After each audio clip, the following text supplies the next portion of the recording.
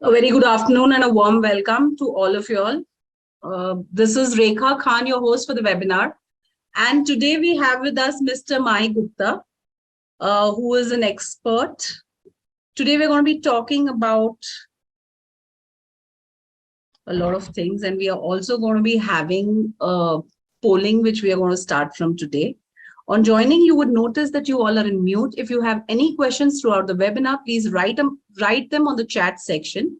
At the end of the webinar, we would be holding a Q&A session for all the participants. I would appreciate maximum participation since we're also going to be starting polling from today. So would appreciate if you have a lot of questions, we can, maximize Mahi today.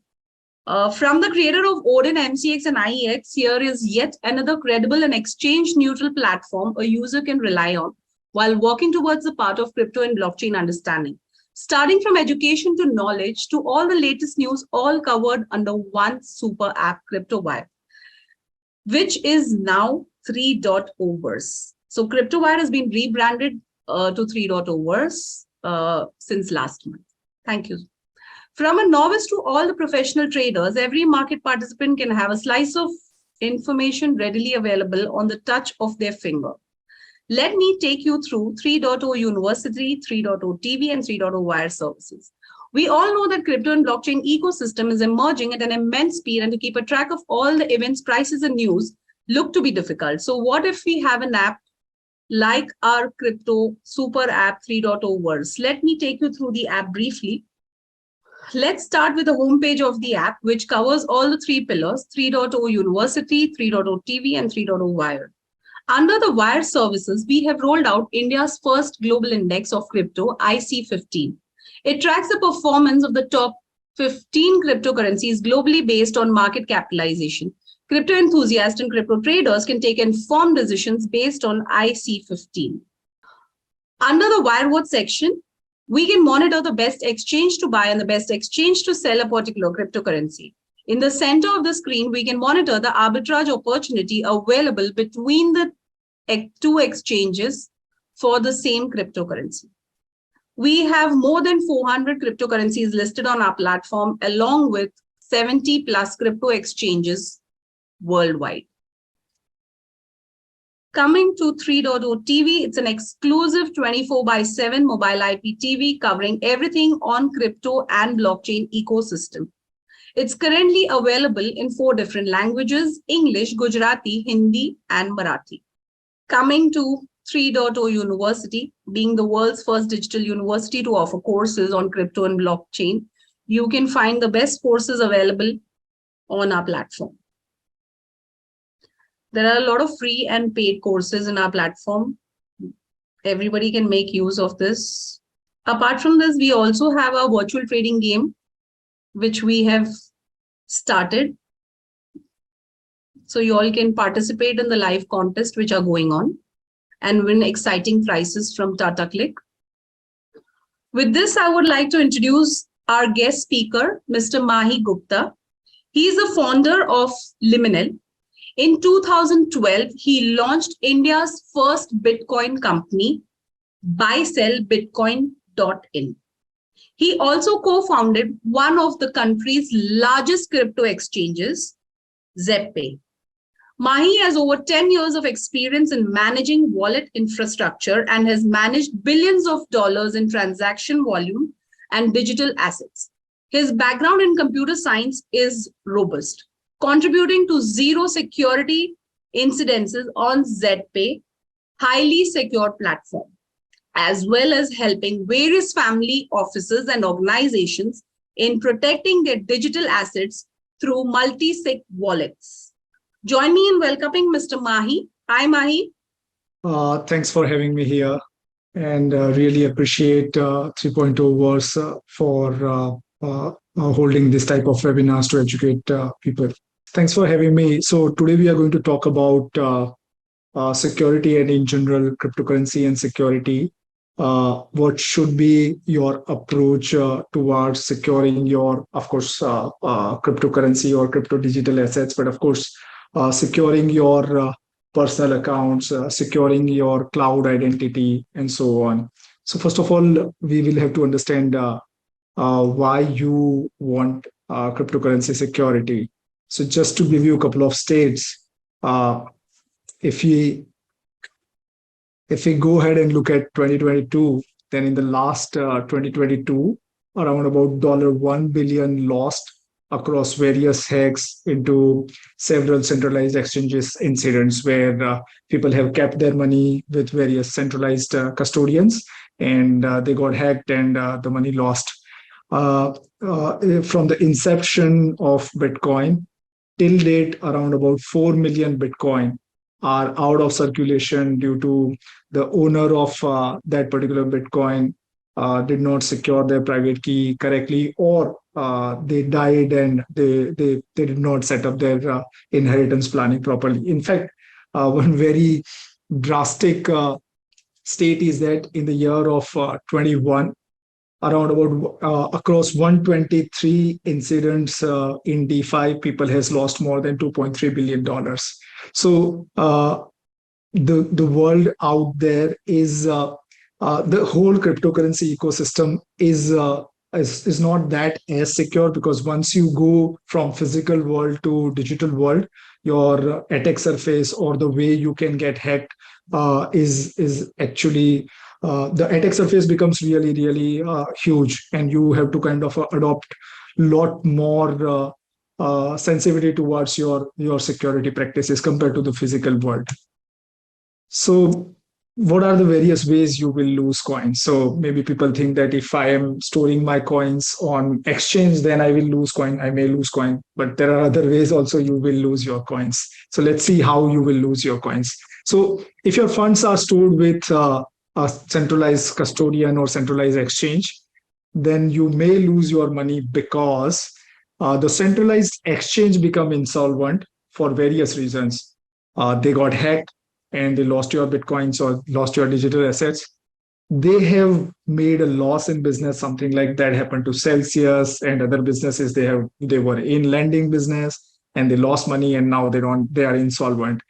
And something like a software malfunction happened where they have given more money to customer withdrawal than compared to ideally they should have. In fact, this has happened with Coinbase, like companies like Coinbase very recently. Then BlockFi has given in last year something around 100 Bitcoin instead of zero point 0.1 Bitcoin or 1 Bitcoin on withdrawals. Then there are referral malfunctions where rather than giving them zero point 0.1 in referral bonus, they gave like more than that, and so on. So software malfunction can be one reason. There are compliance issues through which you may lose access to your coin. The coin still is there with the custodian, but now you will not be able to access it because the exchange compliance team thinks that the transaction or the whatever balance you have is high risk, and maybe they get an order from government or other agencies to freeze your account because maybe your coins are tainted or it is suspicious transactions or whatever. And ultimately you die and you haven't set up nomination, or maybe even your exchange doesn't allow you to set up nominations. So as a fact, like more than 20,000 crores are lying in Indian banks where people has not accessed those accounts for more than 10 plus years, and these are known as dormant account, and they haven't set up nominations and so on. Now the same thing will apply here. Banks are custodian for your fiat, exchanges are custodian for your digital assets. So if your exchange doesn't support nomination or you haven't set up nomination, and if you die, then also your loved ones lose access to the funds. So of course, this is very easy. If a centralized custodian is holding your fund, how you will lose your fund? These are the ways. But then you will say that, okay, in DeFi, I'm more protected, I'm secure because I am controlling my funds and so on. Let's see what are the ways you will lose your funds in DeFi ecosystem. Okay. So if your project or smart contract, let's say you have invested via Compound or Curve or Uniswap or whatever pools and so on, then what are the ways you will lose your fund? Of course, the smart contract not malfunction, but has some security issues which are now being exploited, and it gets hacked. You have like hundreds of examples of that. Ronin Bridge, in X Infinity, Harmony Bridge, lots of various sushi swap, all of these swap protocols, they all kind of got hacked or something. Then you have like in DeFi ecosystem, you have these projects which are like anonymous founders have started, anonymous teams have started, lots of NFT ecosystems or NFT projects have done rug pull. What is rug pull? Which it means that you start a project, people invest in it, and one day the founding team decides that let's close the doors and run away with the money. It's basically a scam, but it's called it's rug pull. Again, same thing. Software malfunction can happen here as well. So rather than sending X amount, you would send Y amount, Z amount. You would lose your pack. There are loan attacks, there are flash loan attacks, and so on. So again, you would lose these funds this way. But these are again like mistake by project. You can also make mistakes. Something like, for an example, you die and your head does not have access or even knowledge that you have invested in cow pool, and something like that happens, and of course you would not your loved ones will not be able to access the funds. Now you will think that, okay, I want to centralized exchange, I want to even DeFi's. I will just keep everything on my Trezor hardware wallet or on my Trust wallet or something like that. Let's say you will be how you will lose funds there as well. So, of course, if you have insecure security practices, insecure wallet practices, then you will get hacked. For an example, people clicking on various phishing emails. Let's say, for an example, people having board app getting an email that animate your board app, and they click on that link, and then they go to a website. They plug in, connect their MetaMask, and they give that smart contract authorization on that particular board app, and now that board app is gone. So if you have insecure wallet practices, then you may get hacked. If you download a software and that software is a malware, if you download extension on your Chrome browser and that extension itself is a malware, then also you will get hacked. In case if your private keys are inside MetaMask or something on those lines. If you are like very security focused and you have given a lot of thought about it, that you want to create a very secure system, then you may end up creating a very complicated system where now you end up that you will not be able to yourself use it. Something like, for an example, and this is a real life example. So someone has created like a passphrase, and then he created that passphrase into two various PCs, into two papers, and put one paper in one place, second paper in another place. Now this is stupidity, because that passphrase needs to be in one place if you want to decrypt or if you want to access your money. And if you lose one of that paper via whatever reason, then you would lose access to your funds. Don't try such schemes. Encryption should not be invented by people who are not cryptographer. You should just follow good encryption practices, good security practices. There are easier way to do this in a much safer way, which I will, of course, explore. So, if you create a very complicated setup, then of course you will lose your funds. And the third is, again, you die, and your heir or your loved ones do not have access to or means to access to the funds. Let's say, for an example, you have put everything onto Trezor or Ledger, and then you have your recovery phrase and PIN stored somewhere, but your loved ones doesn't know about it. Then it's gone. They will not be able to access it. So even if you are controlling your own keys with hardware wallet and everything, you may still end up losing funds.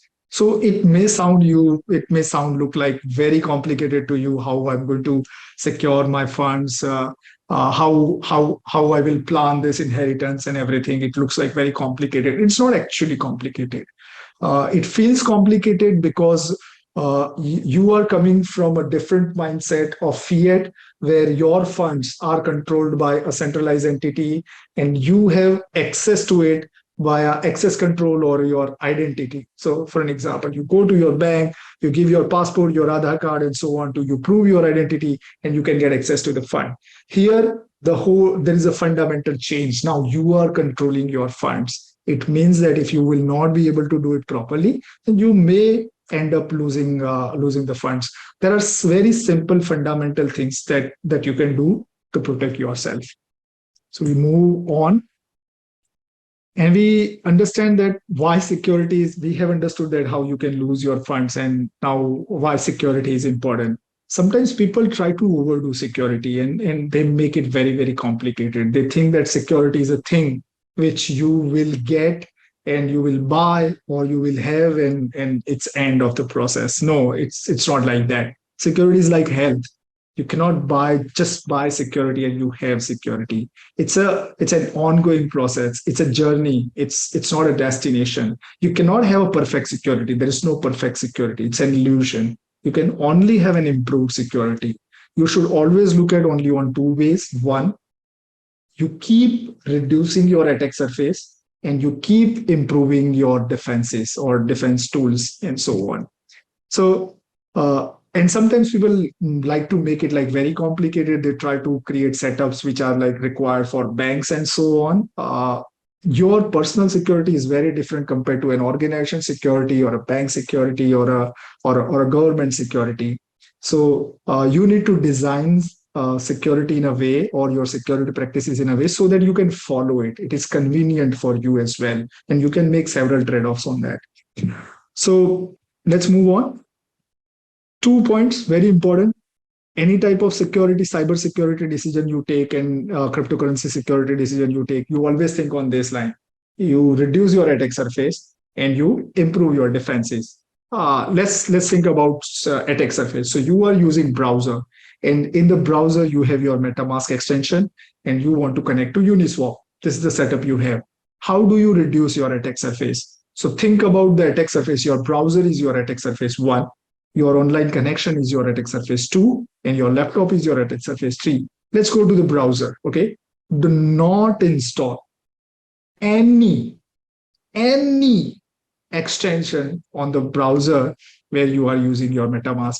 You have leverage of using more than one browser. So just do this one thing where you separate your crypto browser. Okay. So if you have a Chrome, you want to use Chrome, then use Chrome for your anything that is related to crypto. Okay. Crypto transaction, not like browsing, crypto transaction. Then use Firefox for all of your normal browsing or do something. This is how you reduce your attack surface. Now your attack surface is reduced. Your extensions has gone. Okay. Second thing, in your computer, do not install unverified softwares, even if it is an antivirus or even if it is something. Okay. So what you can do is how to reduce your attack surface. If you can afford 2 computers, then use a separate laptop for all of your cryptocurrency transactions. If you can afford that, if you can do that, that is really, really good. And you push everything else to a different thing. Keep reducing your attack surface, and that will keep helping you. How you improve your defenses.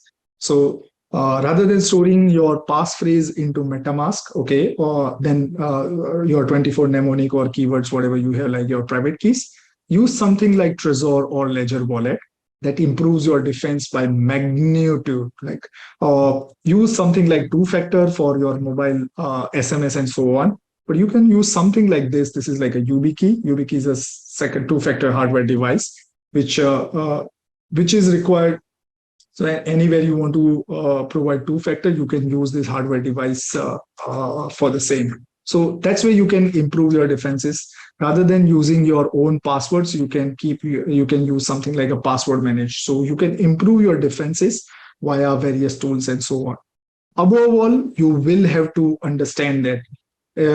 Think about driving. Okay, when you wanted to drive, you had to kind of go and take lesson. Okay, you have to train, you have to get practice and so on, and then you have to go and take a test, and then you have to get a driving license. That's how you are able to kind of drive into a public ecosystem. When you go to cloud, okay, you don't get any training. You are directly thrown into the jungle where people are there to eat you. Okay, people forget about this part. As soon as you move from physical space to digital space, your attack surface becomes the world. Okay, think about this way. You are walking in a Mumbai street, okay? only cars on that street or bikes on that street can harm you. Okay, so your attack surface is that street only. A car roaming around Lucknow or Delhi will not be able to hurt you. Correct. So your attack surface is physical. Your attack surface is that street only. If you are on cloud, if you are online, then your attack surface is basically world. So someone sitting in Russia, someone sitting in US, someone sitting in Nigeria can actually hack you. So you have to have a very different mindset when you are designing security practices. In physical world, you just wear your helmet and seat belts and so on to kind of keep yourself secure, correct? Your password manager, your two-factor device, your hardware wallets, these are your security. These are your security belts. These are your seat belts. These are your helmets in the online world. So again, it also takes some practice, some training, some knowledge. The way you want to drive, you need some practice, some knowledge. Some you need to follow some rules. Same thing here. So if you look at that way, then it would be much more easier. First thing, if you are secure, then your digital assets are secure. So the first thing people will try to do is try to hack you rather than your digital assets, because you will always be able to access your digital assets, correct? So if they hack you, then they have access to your digital assets. They don't need to go and do all of this complicated stuff with your digital assets. So how do you secure yourself? How do you protect yourself? The first and foremost important thing is, let's say, if you are in a physical world, what is your identity? Your identity is your passport, your Aadhaar card, your PAN card, and so on. Correct? In digital world, what is your identity? Your email address and your user accounts. They are like your identity, and most of the accounts are again tied up with email accounts. So if you take some time and learn how to protect your email account, only your email address, then also you would have improved your security by a lot. So what you can do is a very simple trick.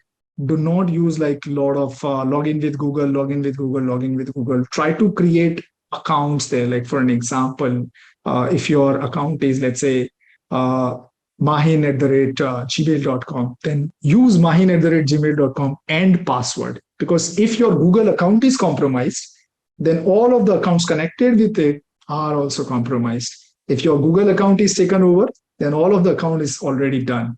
Okay. But if you have used, let's say, for an example, Mahin at the rate gmail.com and XYZ password, Mahin at the rate gmail.com, ABC password, Mahin at the rate gmail.com, PQR password on different websites. So even if your account is compromised, you still have these 3-4 accounts there which are not compromised. Of course, the risk is now much more because you have lost your main identity and someone can impersonate you.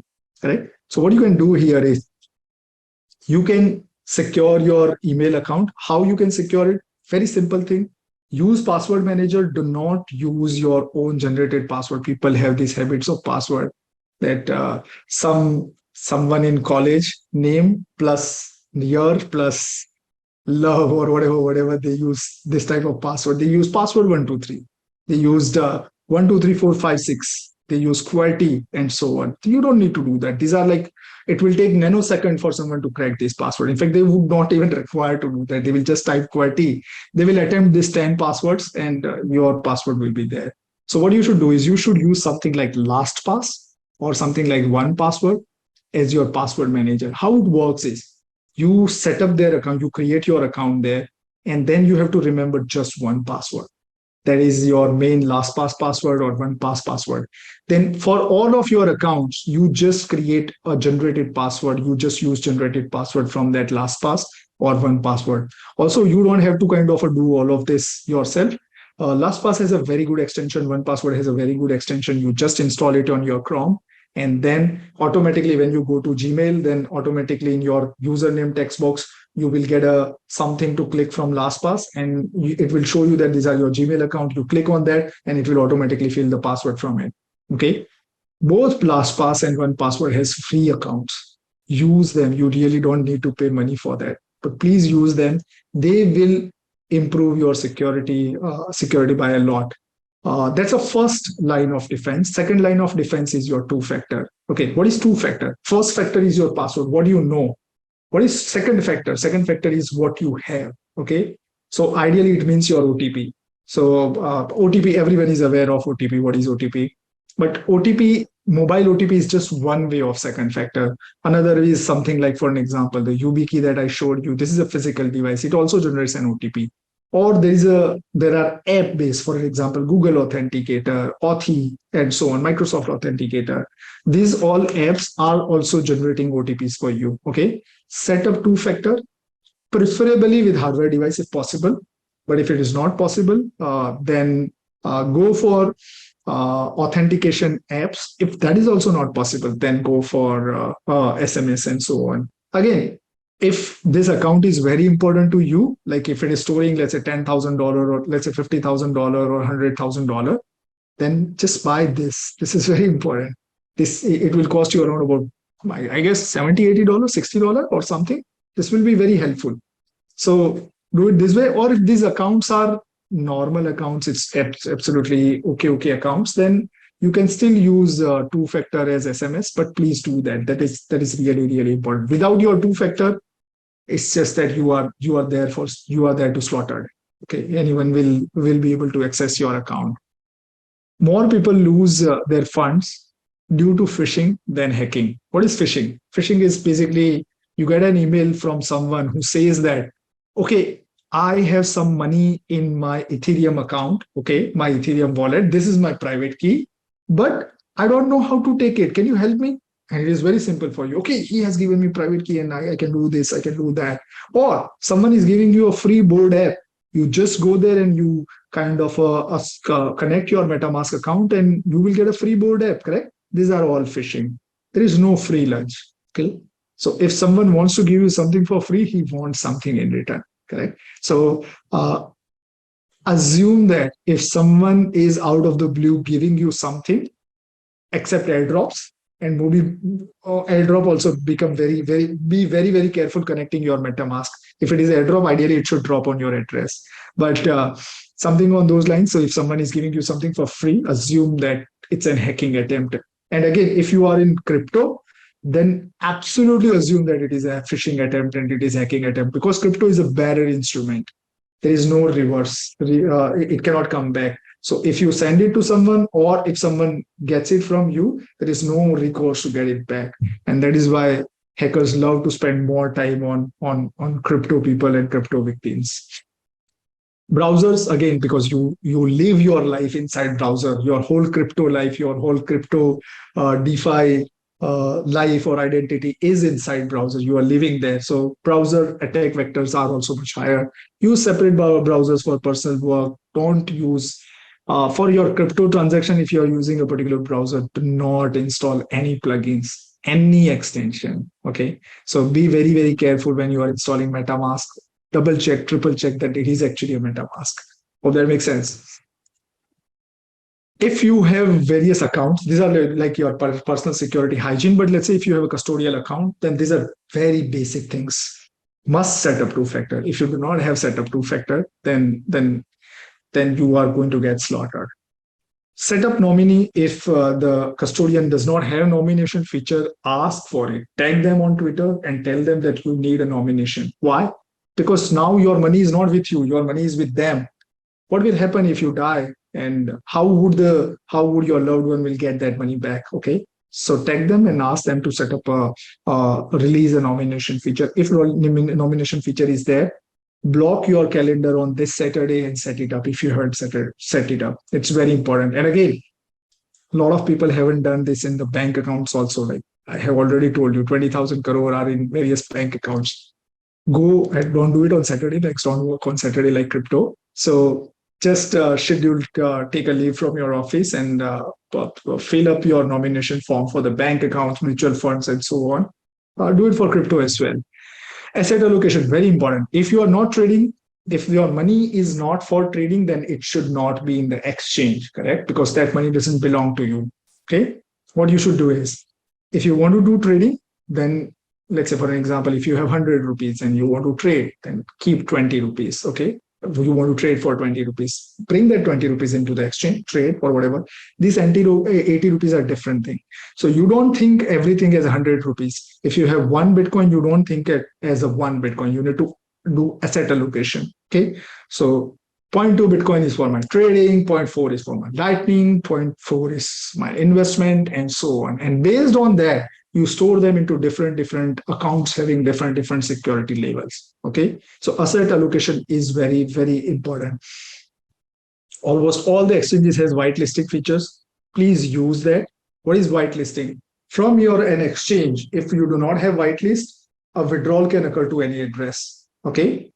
And if you have enabled whitelist, then a withdrawal can happen only on the addresses which you have whitelisted.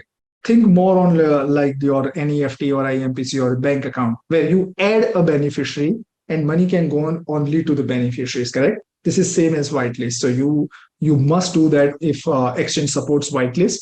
If your exchange does not support whitelist, please shift to another exchange.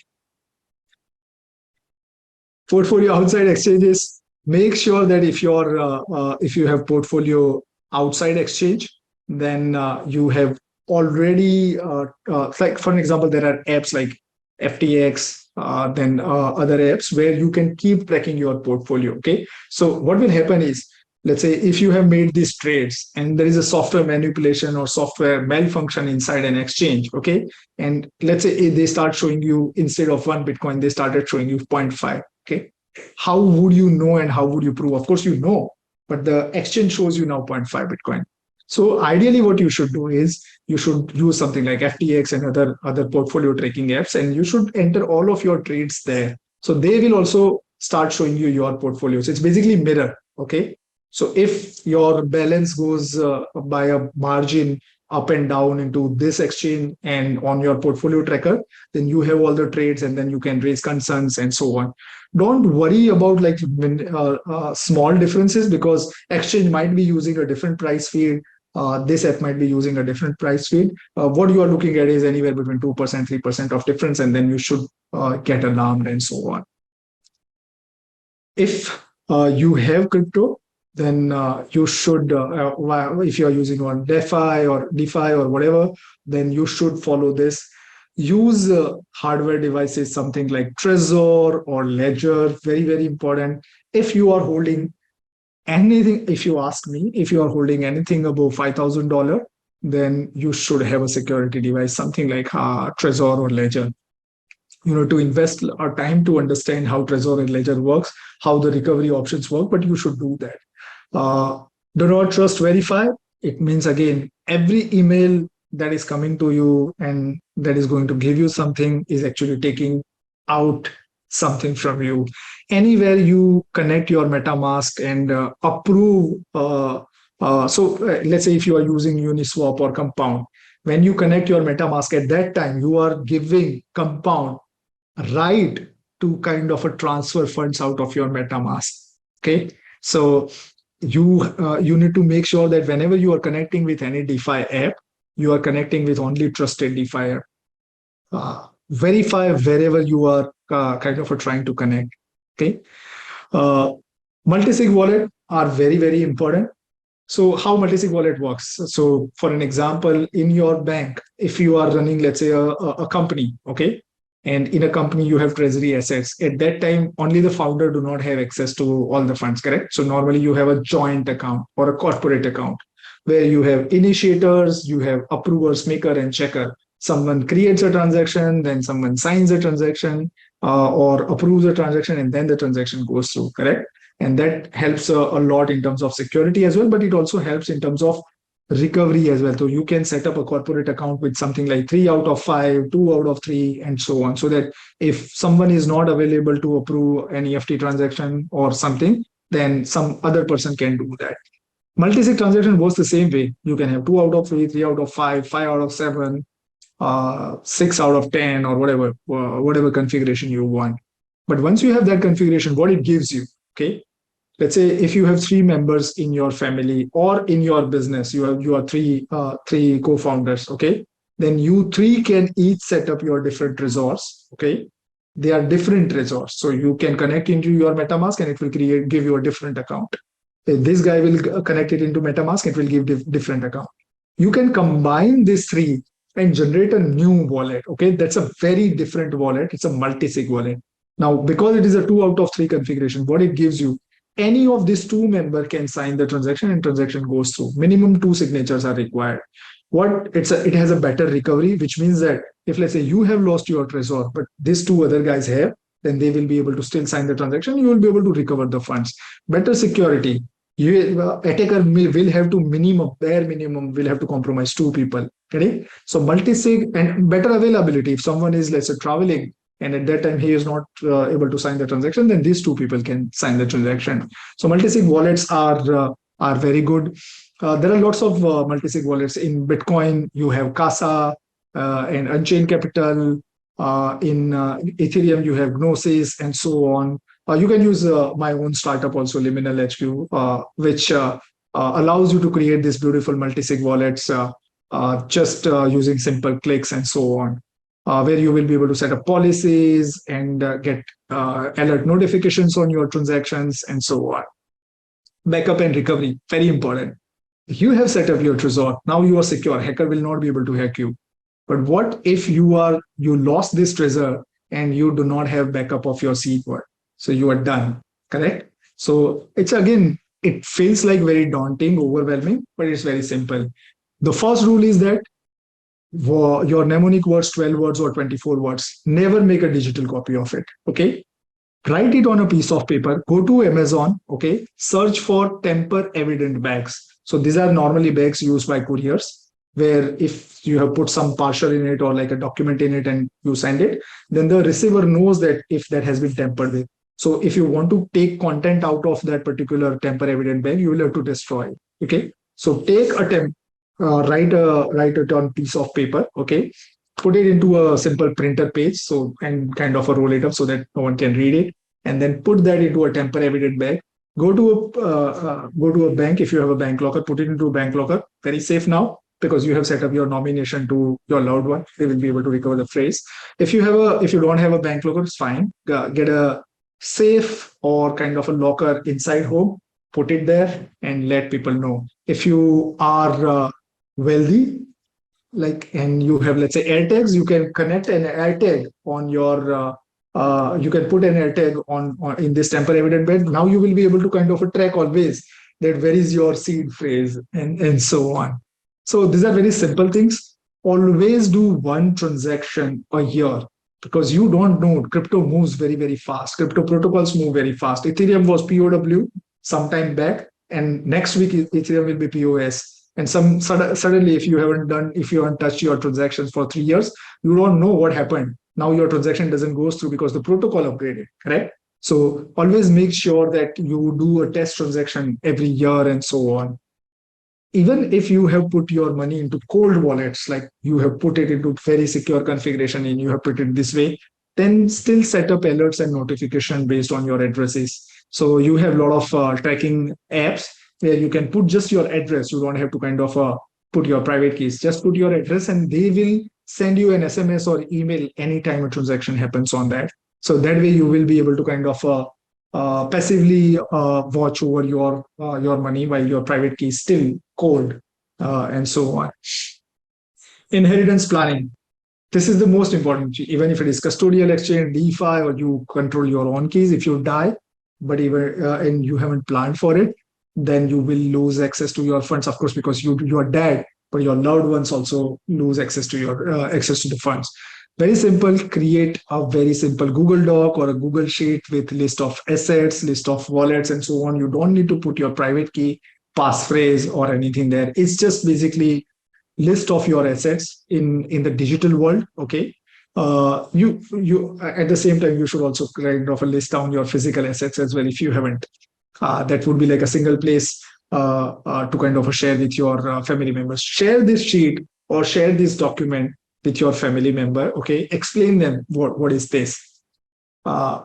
If you don't trust your family members, then you have bigger problems. So we will not go there. Store recovery material again into a bank locker or at a locker in a home, in a tamper evident bag. Even if it is at home, put it into a tamper evident bag so that people know about it. Put air tag inside it if you can afford it. But something on those lines, and let your loved one, let your nominee know about it. And again, of course, every year you do a test transaction. That's the only way you will be able to know that whether your security is working or not. So of course, it's a it feels like it is overwhelming, but assume that when you were first time trying to drive a vehicle or four-wheeler, at that time it felt overwhelming, correct? But then you started practicing it, you got training, you got your driving license, and now you are driving. Now it's subconscious, correct? It just works. You don't have to drive. Same thing is your online security, online presence. Uh, Take some interest in it, and your digital assets will be safe and secure. Thanks everyone for listening. Thank you, Mahin. That was an interesting presentation and a very simple one. So it was good for people who are new in this industry. Uh, Going on, I think we would go in with our first poll, and we would want to know what are the common types of cyber securities. So what is it that you think are the common cyber securities? So I would request everyone to kindly do polling. We have given few options, and then Mai could give us more information on this. So the polling starts. If you all can start polling, please. So that's it. I think we've got our answer. Mahi? I agree with the assessment. So phishing is the most simplest one and most lucrative form of attack everywhere. I believe that phishing is again like there are various ways of phishing. People think that it happens only with email, but sometimes you kind of get a hi on Telegram or hi on WhatsApp. Someone asks you to do something. Someone asks you to send some money urgently because they are now stuck in some accident or stuck somewhere and so on. Assume that these are like very very simple things. If someone is asking for some money, insist that you do a video call. Okay. Even if it is your loved one or so on, people will actually compromise them. Let's say, for example, this is a very simple attack in India. People compromise someone's Facebook account. Okay. And because they are not now impersonating, it's an actual that account only, but they are compromised, and now they start sending messages to everyone in that particular account that it would be embarrassing, but I am stuck here and I need very quickly 500 rupees on this account because I have had a coffee, but I don't have money now. I forgot about it. So please send it to this vendor's account and so on. It's a very common attack in everywhere. Okay. So phishing is very simple. People try to impersonate someone else. People try to give you something, and based on that, they want you to do some action, which is basically either download some file, download some software, send them some money, or do some authorization. If CTA, call to action, from any communication is any of the three, assume that it's a phishing attack. By default, assume. Okay. The only way to save yourself from phishing is just keep good security hygiene practice. There is really no way to solve it technically until and unless you assume that. Also, if someone asks you money, then insist that you go on a call with them and or do a video call. If they hesitate, then don't give them money. Ransomware, again, don't install anything which you don't understand. But very simple trick is that you use only you first protect your Google email account very very securely, very very carefully.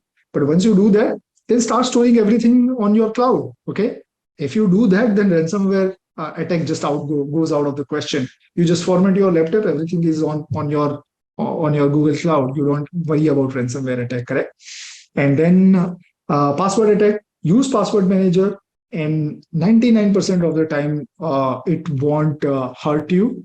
On your password manager also, please set up two-factor. Hope that helps. So since you mentioned two-factor, I've got a question from one of our attendees. They would want to know what is a two-factor authentication and how can it be implemented?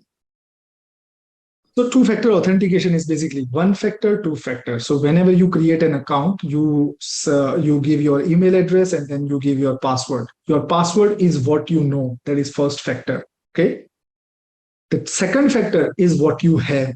Okay. So if let's say attacker guesses your password or gets your password somehow, then he will still have to do this second security challenge, which is the second factor, what you have. The normal way to set up two-factor is there are three standard ways to do two-factor. First is your mobile OTP where you get an SMS. You will have to give your mobile number to the service. Then you will receive an OTP and then you will provide the OTP when you are logging in and so on. Then other are OTP applications. For example, Google Authenticator, Microsoft Auth, and so on. These are also very, very secure. The advantage with them is you don't have to worry about receiving SMS, okay? Because your OTP is generated inside your mobile. So you just check this OTP and you enter that. The third is you actually get a two-factor device, hardware device. These are all FIDO authenticated device. So FIDO is a security standard for signing mechanism and like second factors. Okay, so you can buy something like YubiKey, or if you have, let's say, Trezor. Okay, then the Trezor itself also a FIDO approved second factor device. So if you have a Trezor or Ledger, you can actually use it as a second factor as well. Now you go to Google. In your security, in your personal account settings, you have a security. In your security, you have a two-factor setup. You click on next, and then it will ask you to set up your method of two-factor, OTP, or something like security key, and so on. And then you configure that. It's very simple actually. Once you will do that, it's pretty easy. I'm sure. Thank you so much. The next question that we have is, what is the use of firewall and how can it be implemented? And what are the uses of VPN in cybersecurity? So the first thing about firewall. Okay, so if you are a normal user, if you are a normal day-to-day user, retailer, like I am right now talking to you, then you really don't need firewall. Firewall are used for businesses. When, let's say, if you have cloud property and if you have cloud interface, then you create a firewall. You build a firewall before your software application, so that if there are any attacks, then based on the rules, firewall will be able to stop it. Okay. Or if you are a business and running a lot of internet connected or interconnected computers, then you can have a physical firewall which secures or monitors your internal network. So then you, based on every traffic packet, whatever traffic you are going through, browsing and everything, goes through the firewall, and you can create rules here that this is allowed, this is not allowed, this is something very malicious, and so on. So for normal user, firewalls are not required. If you are a business, then also you should look at like firewalls and everything. These things are very expensive. So if you have a business which is related to crypto, then you may consider, for an example, you can set up a Cloudflare. Okay, Cloudflare is a DNS service, proxy service, which kind of sits in front of, okay, your application. And now you can set up a Cloudflare firewall in this. It is again very cheap. There are free account as well. There is $20 business account as well. And it kind of makes you secure from a lot of these things. If you are hosting on AWS, then you can use AWS firewall, AWS WEF, and that will also help you a little bit there. With regards to VPN, see, VPN is not a security tool. VPN is more a privacy tool. So it depends on why you want to use VPN. So for an example, if you don't want people to track you based on your IP address and based on your location, you don't want people to know your location, then you use VPN. So you can use a VPN service like NordVPN and others. Most of them have a very limited free account as well. And then so the free accounts are normally not worth in VPN. Also, when you are using VPN, make sure that you use trusted VPNs only, very well-reputed VPNs only, because again, VPN is a business. While they tell you that they don't store logs and all this, they might store logs, they might track you, they might be malware as well. So be very careful on what you are installing and go with only trusted providers. But it's generally a good practice to use VPN, because then people do not know your endpoint, like your local endpoint. Having said that, for all normal users, if you just use the simple browsing practices, you would be safe enough. If you want to do anything which is where you want security and privacy as paramount for you, then you can consider VPN. So now I would like to know, how do we protect our data? in case if we are attacked, how do we respond or react in a cyber security emergency situation? So the first thing is that the difficult part with this is that sometimes people don't even know that they are attacked or they have been breached. So the first thing that you need to know is you need to look for signs that you are getting attacked or something. I'll give you a very simple example. If you are, let's say, on a Gmail, then on your bottom left, you will see something known as activity, last active 2 hours ago, and there is a details link. You click on that details, and it will show you all the session, all the IP addresses, all the devices from where your Google account is being accessed. So maybe you have Google account in your phone, on your laptop, and so on. So there are two devices, correct? But if you see the third one there, then that's an issue, correct? Someone else or somewhere this is logged in and you don't know. You can actually, from there, you can click and you can revoke all the sessions. Okay. So the first sign is that you need to do this is that you need to track that where you might get hacked or how what kind of notifications you are getting. People normally do not look at the notifications coming from security services, for an example, Google apps, Google security notification or other security notification that you have been logged in and so on. Ideally, what you should do is you should create a security label and you should create filters of all of these emails and kind of tag it with that particular label. Anytime that something comes into that particular label, you should always try to look for it. But in general, again, it's the same thing. The question is something more like, how do I drive safely? Okay. Follow the security rules, follow the best practices, wear your seatbelt, wear your helmet, and you would be safe. Keep reducing your attack surface, keep improving your security defenses, use password managers, and so on. Uh, People might tell you like hundreds of other ways, but if you are a hard target to crack, hacker will just move on to someone else because there are hundreds of other people who have very, very lapsed security practices. So you are inconvenience to hacker or attacker.